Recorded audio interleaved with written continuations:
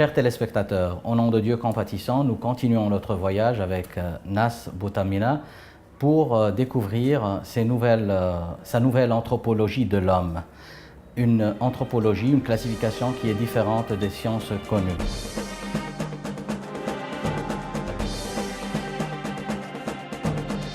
La question qui a été posée, Nas, la dernière fois, c'était, vous avez adopté une classification.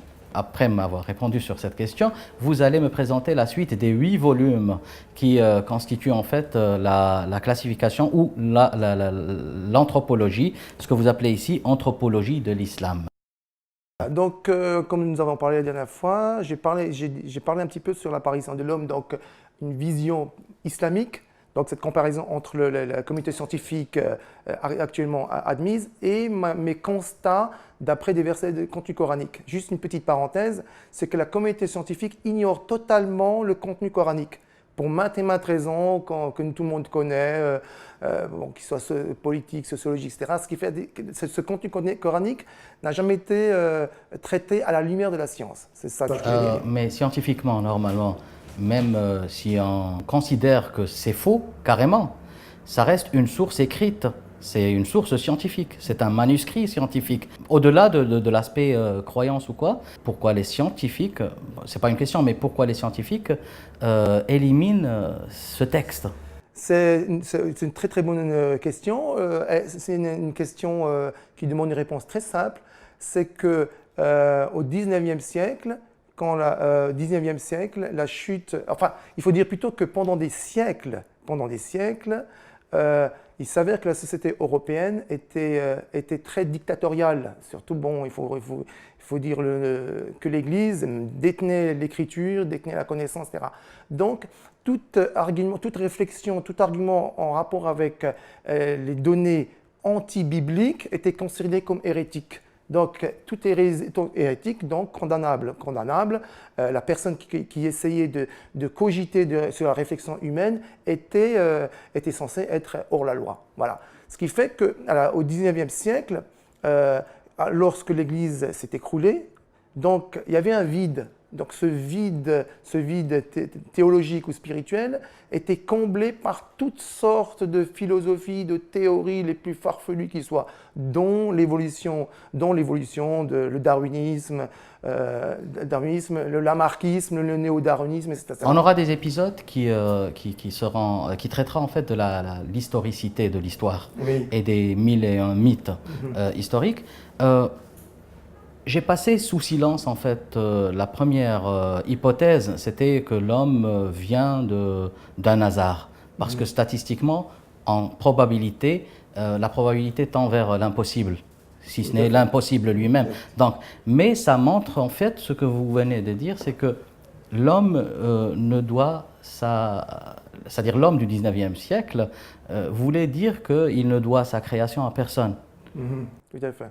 Qui est le fruit du hasard, de la nécessité, etc.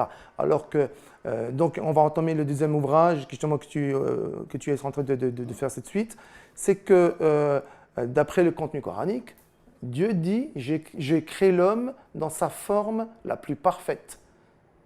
Par cette phrase qui est très riche de réponses, j'ai créé l'homme dans une forme la plus parfaite. Ça veut dire quoi, cette forme la plus parfaite? C'est une forme parfaite d'un point de vue morphogénétique. Déjà la morphogénèse au niveau de la stature. Voilà. Donc l'homme est exactement a le même profil que nous connaissons actuellement. Ensuite, dans sa forme la plus parfaite, veut dire qu'il est dans le stade final de son développement intellectuel. Il n'y a pas d'évolution pour acquérir les rudiments de l'agriculture, de l'écriture, du langage, etc. Il est créé ex nihilo, c'est-à-dire à partir de rien. Et c'est une chose que les scientifiques, généralement, n'oublions pas que la science actuelle, l'anthropologie, l'archéologie, la paléontologie, les sciences humaines ou les sciences exactes, comme les mathématiques et la physique, sont dominées par l'Europe. Voilà. Donc le monde musulman islamique ne véhicule strictement rien. Donc il avale les théories. Les théories, sans jamais les confronter d'un point de vue scientifique. Vous parlez de nos jours, mais avant, on passera aux épisodes des grandes découvertes scientifiques, Tout à fait. où les musulmans avaient même inventé, selon vous, certaines sciences, contrairement à ce qu'on pensait qu'il y avait des copies ou des traductions du grec. Et en plus, on parlera par la suite des plagiats, etc. Maintenant, contrairement à ce que vous êtes en train de dire maintenant, contrairement à plusieurs savants que j'ai eu l'occasion de voir, c'est-à-dire ils essayent de faire un consensus entre la révélation et entre les découvertes de la science pour parler de l'apparition. Vous parlez d'une apparition ex nihilo, d'une création carrément de rien. C'est vrai, ce n'est pas pris en considération par les scientifiques maintenant, mais votre message arrivera à ces gens-là parce que c'est encore plus vraisemblable que le hasard de constituer un homme qui a des milliards et des milliards de gènes, de cellules, etc. Je veux, vers la fin de cet épisode, parler de la classification islamique de la préhistoire. Contrairement à ce qu'on nous a enseigné, votre classification, elle commence par cette création ex nihilo. Tout à fait. Quels sont les autres attributs de cette... en fait, quelles sont les autres spécificités de cette classification? Tout à fait. Donc le livre 2, ça s'appelle, il y a pour titre « L'homme, qui est-il et d'où vient-il » Donc l'homme, qui est-il?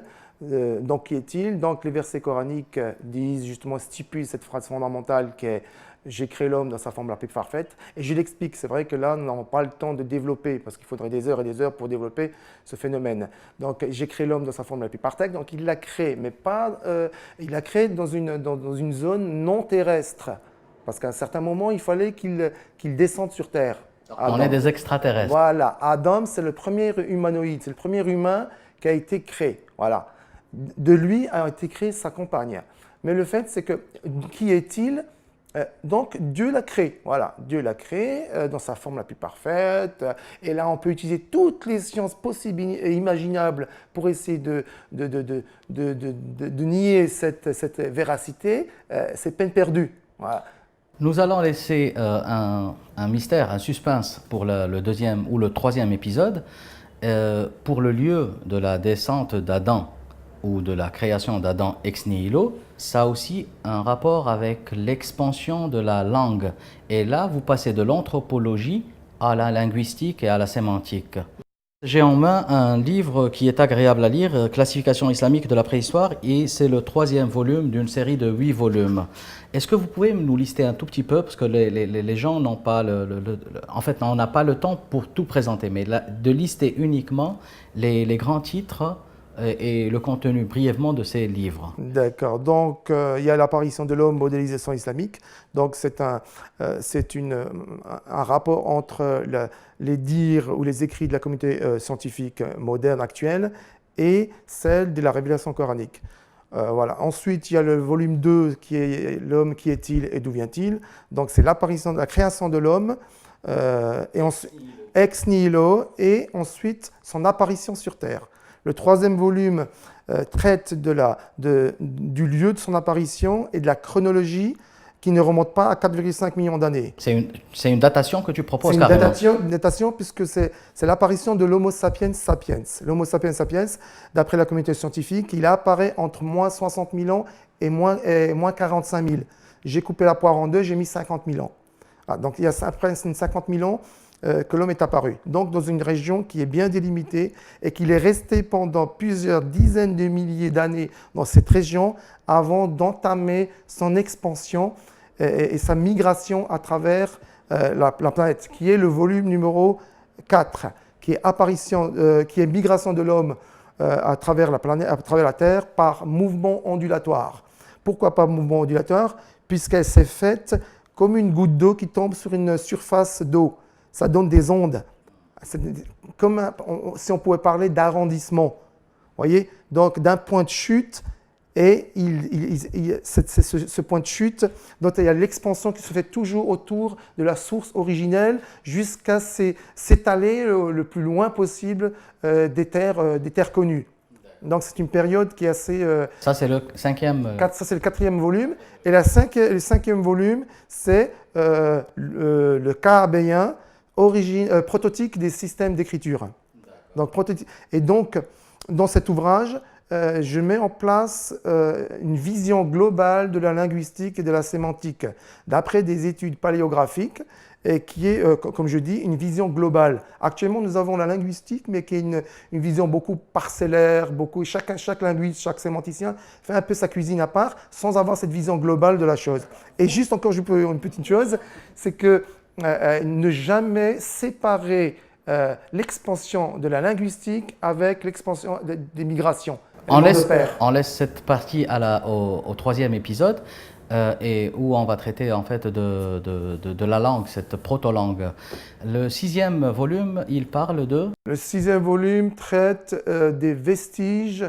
En fait, ce sont des vestiges archéologiques qu'on a trouvés et le rapport entre, c'est plutôt le rapport entre la production de l'industrie lithique, ils appellent tout ce qui est en rapport avec la pierre taillée, etc., d'un point de vue hasardeux, aléatoire qui est la nature, et d'un point de vue humain. Il y a une différence entre, par exemple, il y a des rapports, certains scientifiques considèrent qu'il y a certains silex que l'homme a fabriqués, alors que la nature peut aussi fabriquer des silex.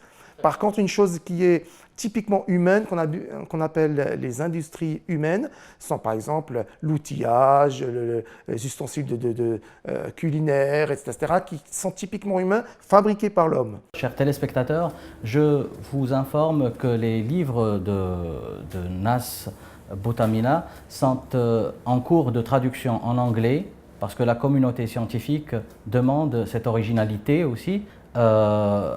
Et il y a aussi une bonne nouvelle, c'est que certains de ces livres vont être aussi, pour le monde arabe, traduits en arabe. Ce n'est pas une tâche facile parce qu'on a 50 livres devant nous. Sur ce, je vous laisse en espérant vous revoir au 3e épisode.